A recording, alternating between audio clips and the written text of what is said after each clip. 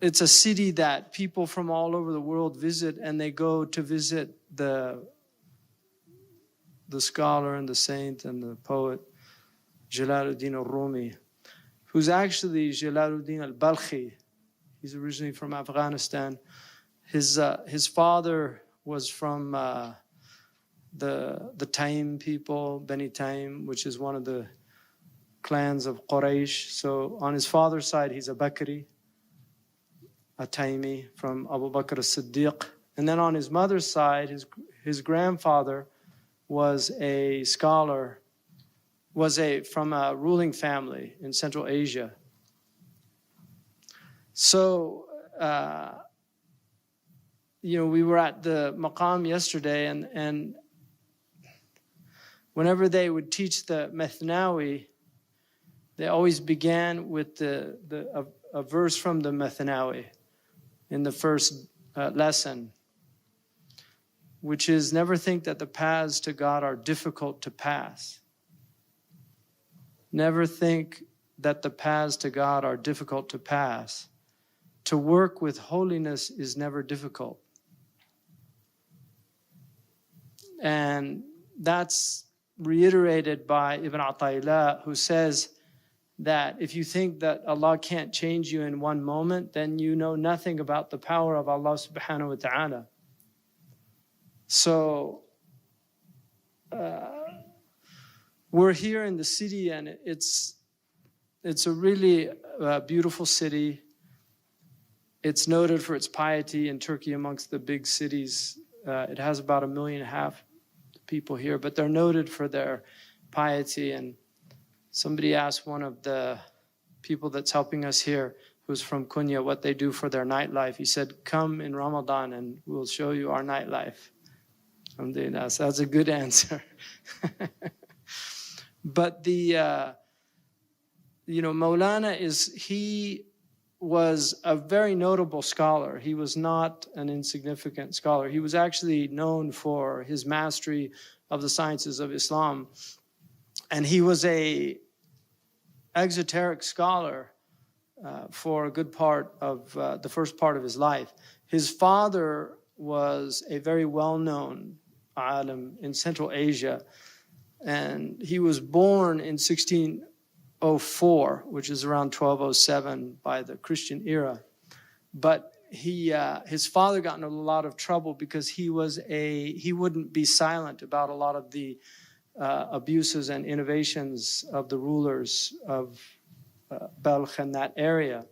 And so he would go around preaching, and he actually had a lot of influence. He was very influential as a preacher and a scholar.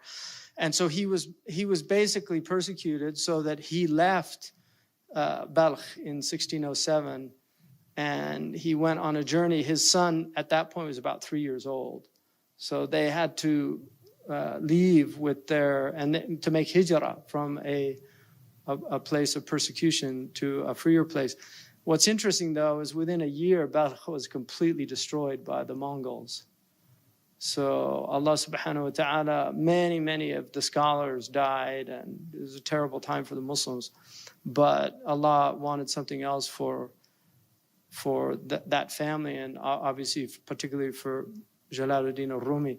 But they went to Damascus. They were in different places. He actually met Fariduddin al-Attar when he was a very young boy, and Fariduddin al-Attar gave him his famous book of poems, and he actually said that he's going to be a great poet. He told his father that he was going to be a great poet and a master of the path. And then when he came, they ended up in Konya, and he was trained here. And I think what a lot of people who are from the Arab world are maybe not as familiar with the scholastic tradition of this part of the world, but they were very, very serious students. They had a great madrasa system. There were several madrasas in this town, which were colleges, not schools. They were colleges, what we would call colleges today, religious colleges. But they were religious colleges where they studied many sciences.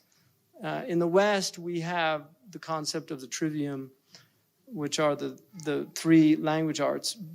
In the Muslim world, there were about 30 language arts that they would master. So it was a much more advanced and sophisticated system. When you get into advanced Islamic tradition, by this period, 13th, 14th, 15th century, these people were studying texts on one of the sciences that they were very, very focused on was called ilm al-wada', which is a science that teaches you how to analyze the meanings of words in context. So it's a contextual analysis of words so that you can quickly ascertain what type of word is being used to remove ambiguity, because one of the most difficult problems with language is ambiguity. And they also had isti'ara was a very important science. So they have their own tradition. They would teach balagha, which has ma'ani, bayan, ma'ani wa badi'. And isti'ara is part of balagha, but because it's such an important part, which is the science of metaphors, because much of language, Ibn Jinni, one of the great grammarians and philologists in the Islamic tradition, argued that the vast majority of language is actually metaphor, that when you begin to analyze language, you will find that what you're dealing with is metaphors. We're using metaphors all of the time. So they would study that in order to better understand and comprehend language. He had a very, very popular madrasa here, college, Mevlânâ Celâleddîn-i Rûmî, and he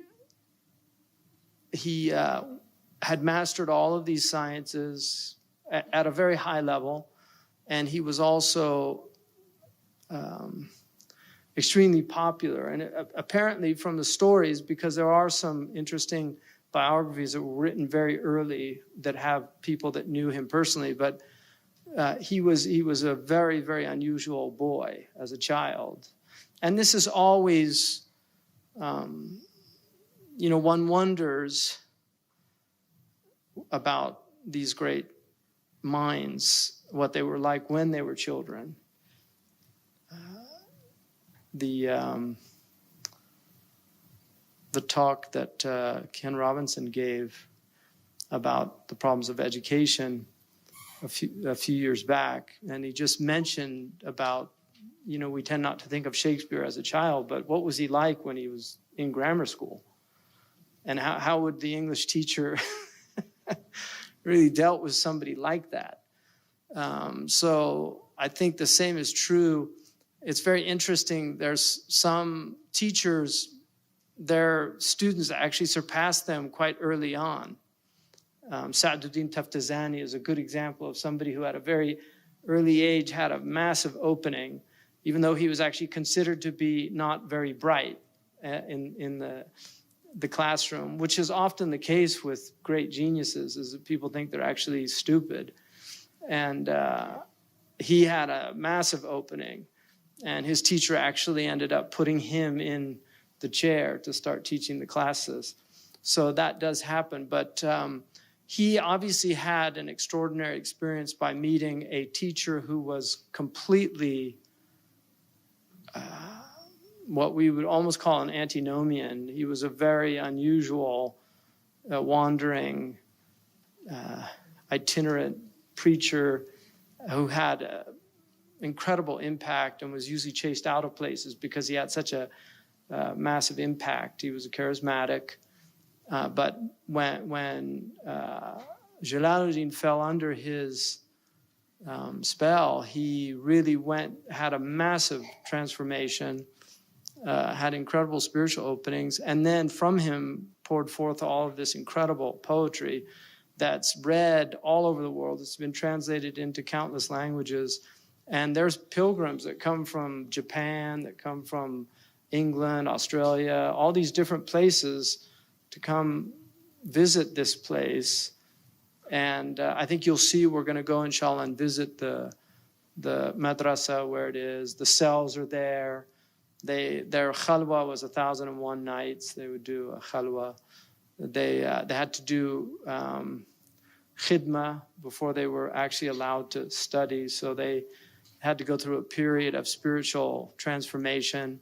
One of the stipulations was that they couldn't speak ill of anybody, or if they were treated badly, they could never retaliate. They would just have to accept everything that was done to them.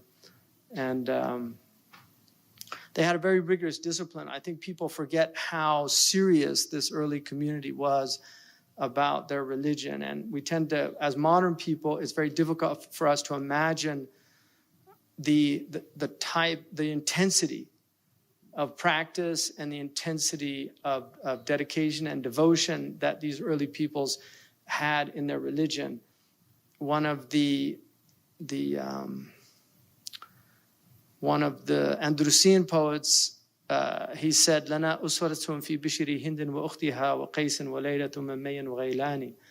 We have a good example in Bishru Hindin and in his sister, and Qais and Layla and Majnun, and in May and Ghaylan. These are famous love stories of the early Arabs. And what he was saying is that the reason God puts the Romeo and Juliets in the world is as a proof against anyone that claims to love God.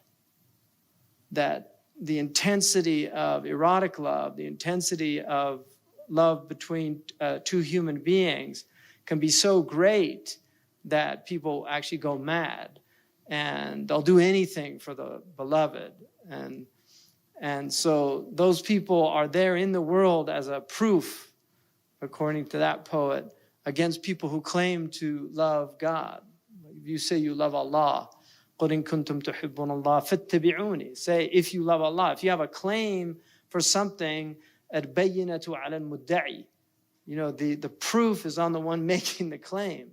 So if you claim to love Allah, the proof is in following the Prophet ﷺ. And that's the proof. So that's the proof of your love. And the Sahaba had complete tamahi. They were completely annihilated in the love of the Prophet ﷺ, to such a degree that Bilal, radiallahu anhu, after many years of being in Syria, came back to visit Medina. And some of the Madanis convinced him to give the adhan. It was very difficult for him, but he decided to. And when he gave the adhan, people heard the adhan for the first time from Bilal since the time of the Prophet, and they came out of their homes just weeping. They were just crying. That's how present the Prophet ﷺ was in their lives. Imam Malik, they said if the Prophet's name was mentioned, his face used to change. The color in his face would change. They had ishq, real love. And so he went through that intense period. And what he talks about is love and mahabba, which is, I think you'll study with Sidi Hamza in the text on Ibn Ashir. He talks about وَيَتَحَلَّ بِمَقَامَةِ الْيَقِينِ. And the last one is mahabba, the stations that you adorn yourself with, because traditionally in that path you have what's called takhliya, and then you have tahliya, and then you have tajliya. And the takhliya is the emptying out. It's what in the Christian tradition they called it kenosis, where you empty out the self, because the self is full of itself. You talk about people, you say he's full of himself. That's exactly what it means. He's full of himself.